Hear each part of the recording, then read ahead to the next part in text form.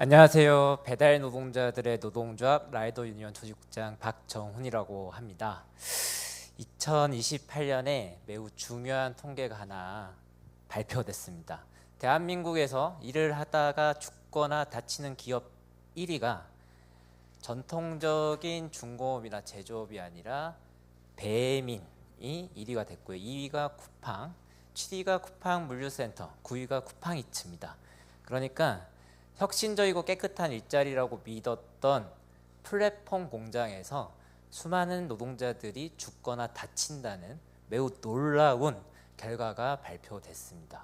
속도도 어마어마합니다. 단 4년 만에 코로나19 2019년부터 2022년까지 단순 노무 종사자가 약 50만 명 증가합니다.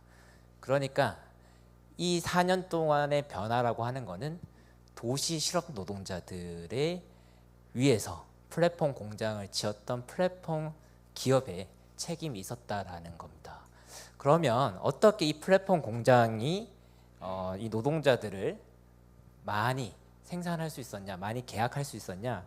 전통적 기업들이 책임지고 있었던 최저임금, 그러니까 고용에 대한 책임에서 완전히 해방됐기 때문에 가능했다는 거고, 두 번째로 고용을 할 때마다 주어야 했던 오토바이 값과 보험료, 그게 연간 800만 원, 관리비까지 합치면 약 1000만 원 정도의 비용들을 일하는 사람한테 전가시키기 때문에 노동력의 무한한 증식이 일어나고 있다라는 겁니다. 이 얘기는 뭐냐면 전통적인 자본이라고 하는 것들은 생산수단에 대한 사적 소유를 하는 것이 자본이었는데, 이제는 생산수단에 대한 사적 소유를 노동자한테 맡기고 대신 데이터와 플랫폼을 배타적으로 소유하는 기업이 자본이 되는 시대가 도래했다라는 겁니다.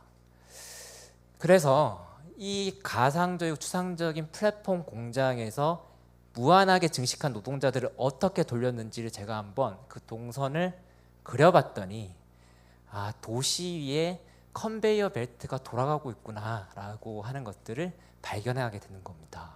그러니까 이 플랫폼 공장은 우리가 공공으로 사용하는 도시 공간을 자신의 사적 공장으로 만들고 그 위에 수많은 실업자들을 노동으로 돌렸다라는 겁니다. 그런데 소비자들은 플랫폼 공장, 그러니까 가상적이고 추상적인 공장은 매우 안전하다고 착각을 할 수밖에 없다라는 겁니다. 이렇게 안전합니다. 그러나 배달 노동자들이 현실에서 직면하는 공장이라고 하는 것은 비가 내리고 눈이 내리고 위협 운전을 하는 차량들로 가득한, 누구도 사고에 대한 책임을 지지 않는 매우 위험한 일자리라는 겁니다. 이 무한한 노동력을 지휘 감독하고 돌리기 위해서 기술이 활용되기 시작했습니다. 만약에 인공지능이 배치하는 것들을 거절하면 다음에 일감을 주지 않겠다, 별점을 매기고 배달료를 실시간 알고리즘으로 제어하기 시작했다는 겁니다. 예전에 우리가 상상하기에는 기계가 인간의 노동력을 대체하겠다라고 상상했지만 실제로는 기계처럼 인간을 대량 생산했습니다. 플랫폼 기술이 인간의 일자리를 대체하겠다고 했지만 그게 아니라요, 인간의 노동력을 데이터로 만들고 알고리즘으로 통제하기 시작했다는 겁니다. 이거를 디지털 테러리즘이 탄생했다라고 부릅니다. 실제로 이렇게 디테일하게 지휘 감독을 하다 보니까 위험이 전가됩니다. 더 이상 자본은 30분 내, 15분 내 배달하고 하지 않습니다. 대신 건당 3,000원을 줄 테니까 필요한 소득을 네가 알아서 얻어라라고 합니다. 누구도 빠르게 배달을 하라고 하지 않지만 충분한 소득을 얻기 위해서 1시간에 6건, 7건 하는 자발적 노동자들이 등장한다라는 겁니다. 구조조정의 책임도 노동자가 지기 시작했습니다. 옛날에 산업이 하락을 하면은 자본이 희망퇴직을 받고 퇴직금을 주고 자신들이 만들어 놨던 기계들을 판매하면서 손해를 감수해야 했다면, 지금은 앱에서 공지를 하거나 알고리즘에서 오늘부터는 배달료를 4,000원에서 3,000원 내릴 테니까 네가 플랫폼 세계에서 견딜지 아니면 로그아웃을 할지 네가 다 책임져 라고 하기 시작한다는 겁니다. 전통적 자본이 가지고 있었던 책임마저도 해방됨으로 해서 도시 실업자 노동자들을 바탕으로 해서 비용을 절감시키는 새로운 자본이 등장했다라는 겁니다.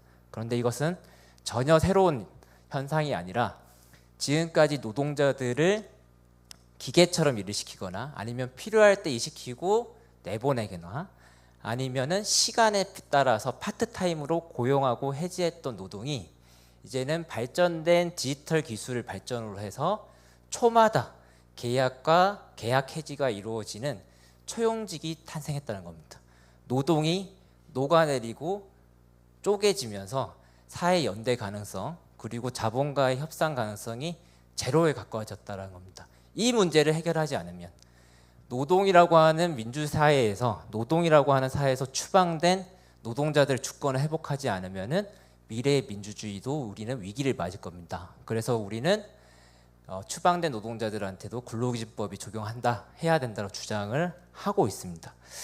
저는 그 노무현 대통령이 하신 얘기 중에서 가장 좋아하는 말이 나를 밟고 진보로 가라 였습니다.